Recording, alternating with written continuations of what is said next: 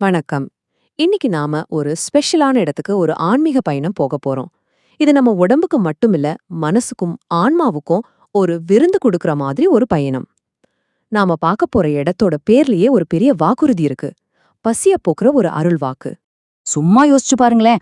ஒரே ஒருத்தரோட பிரார்த்தனை ஒரு நாட்டோட பஞ்சத்தையே தீர்த்து வச்சிடுச்சுன்னா எப்படி இருக்கும்? நம்பவே முடியல இல்லையா? ஆனா அப்படி ஒரு அற்புதம் நிஜமாவே நடந்த ஒரு இடத்துக்கு தான் நாம இப்ப போக போறோம். வாங்க, புனிதமான சோறு அப்படிங்கிற அர்த்தம் வர்ற திருச்சோற்றுத்துறைக்கு உங்கள அன்போட வரவேற்கிறேன். நம்ம பயணத்தோட முதல் அடிய இங்கிருந்து தான் ஆரம்பிக்கிறோம். அந்த பேரை கேட்கும்போதே பசி தீர்ந்து போற மாதிரி ஒரு உணர்வு வருதில்ல? சரி, வாங்க. நாம இப்போ இறைவனோட சோற்று களஞ்சியத்துக்குள்ள போலாம். தஞ்சாவூர்ல இருந்து ரொம்ப பக்கத்துல அழகான காவேரி ஆற்றங்கரையில அமைஞ்சிருக்கு இந்த கோயில். சும்மாவா, கிட்டத்தட்ட 1300 வருஷம் பழமையான ஒரு புண்ணியஸ்தலம் இது. இந்த கோயிலுக்கு திருச்சோற்றுத்துறைன்னு பேர் எப்படி வந்துச்சு தெரியுமா? அதுக்கு பின்னாடி ரொம்ப அற்புதமான ஒரு கதை இருக்கு. முடிவே இல்லாத ஒரு உணவு பாரம்பரியத்தோட கதை அது. வாங்க, அந்த புராண கதைய இப்ப நாம கேட்கலாம். கற்பனை பண்ணி பாருங்க. பல 100 வருஷங்களுக்கு முன்னாடி தேசம் முழுக்க ஒரு பெரிய பஞ்சம், மக்கள் பசியால வாடி வதங்கி போயிருந்தாங்க. அந்த நேரத்துல தான் கௌதம மகரிஷி மக்களோட கஷ்டத்தை பார்க்க முடியாம இங்க இருக்கிற இறைவன் கிட்ட வந்து மனமுருகி பிரார்த்தனை பண்றாரு. அவரோட பிரார்த்தனை வீண் போகல. இங்க இருக்கிற மூலவர் ஓதவனேஸ்வரர் உடனே மனம் இறங்கினார். இந்த ஓதவனேஸ்வரர்ங்கிற பேர்ல ஒரு அர்த்தம் இருக்கு பாருங்க. ஓதனம்னா சம்ஸ்கிருதத்துல சோறு.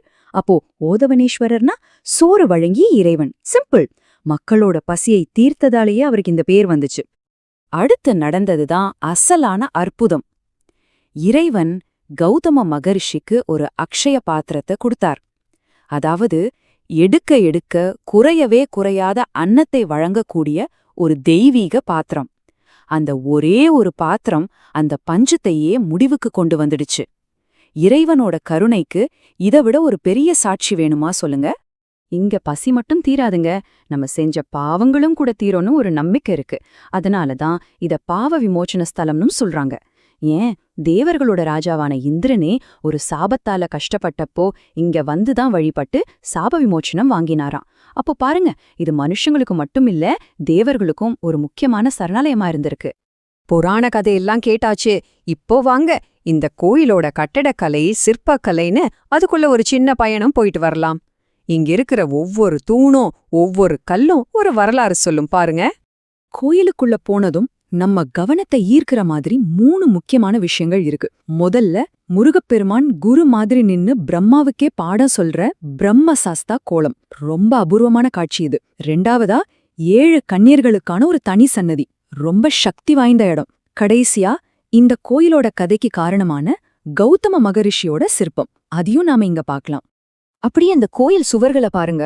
அங்க நிறைய கல்வெட்டுகள் இருக்கும். அதெல்லாம் சும்மா கிறுகல்கள் இல்லங்க, சோழர் காலத்து வரலாற்று பெட்டகம். ஒரு கோயில் வெறும் வழிபாட்டு இடமா மட்டும் இல்லாம ஒரு ஊரையே நிர்வகிக்கிற ஒரு பெரிய நிர்வாக மையமா எப்படி இருந்துச்சுங்கிற கதையெல்லாம் இந்த கல்வெட்டுல பொறிக்கப்பட்டிருக்கு. தேவாரம் பத்தி நீங்க கேள்விப்பட்டிருப்பீங்க. அதுல திருநாவுக்கரசர் இந்த ஸ்தலத்தை பத்தி ரொம்ப அழகா பாடியிருக்காரு. இறைவனை பொதி அவிழ்ந்த மலர் போல அப்படின்னு சொல்றாரு. அதாவது மெதுவா விரிகிற ஒரு பூவோட இதழ் மாதிரி இறைவனோட கருணை இருக்குன்னு அர்த்தம். எவ்ளோ அருமையான ஒரு கற்பனை இல்லையா?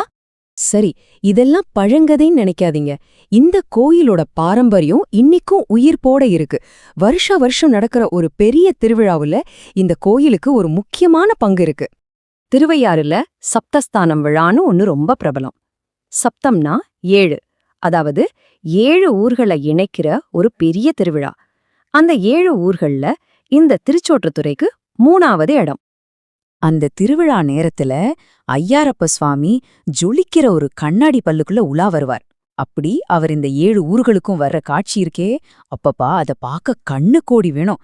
பக்தியும் ஊர் ஒற்றுமையும் ஒன்னா சேர்ற ஒரு பிரம்மாண்டமான திருவிழா இது. சரி, இவ்ளோ கேட்டதுக்கு அப்புறம் உங்களுக்கும் இந்த கோயிலுக்கு போகணும்னு ஆசை வந்திருக்கும்ல? ரொம்ப சுலபம். தஞ்சாவூர்ல இருந்து ஒரு 13 கிலோமீட்டர் தூரம்தான். காலையில 6 மணிலிருந்து 11 மணி வரைக்கும், அப்புறம் சாயங்காலம் 4 மணிலிருந்து ராத்திரி 8 மணி வரைக்கும் கோயில் திறந்திருக்கும். நீங்க அன்னதானம் செய்யணும்னு நினைச்சாலும் கோயில் நிர்வாகத்துக்கிட்ட பேசி ஏற்பாடு பண்ணிக்கலாம். ஆக மொத்தத்துல திருச்சோற்றுத்துறைக்கு வர்றது வெறும் வயித்து பசி ஆத்துறதுக்கு மட்டும் இல்ல.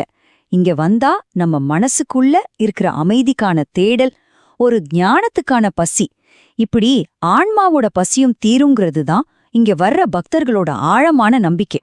இந்த கோயிலோட கதையெல்லாம் கேட்டோம். சரிதான், உடம்புக்கு சோறு முக்கியம்.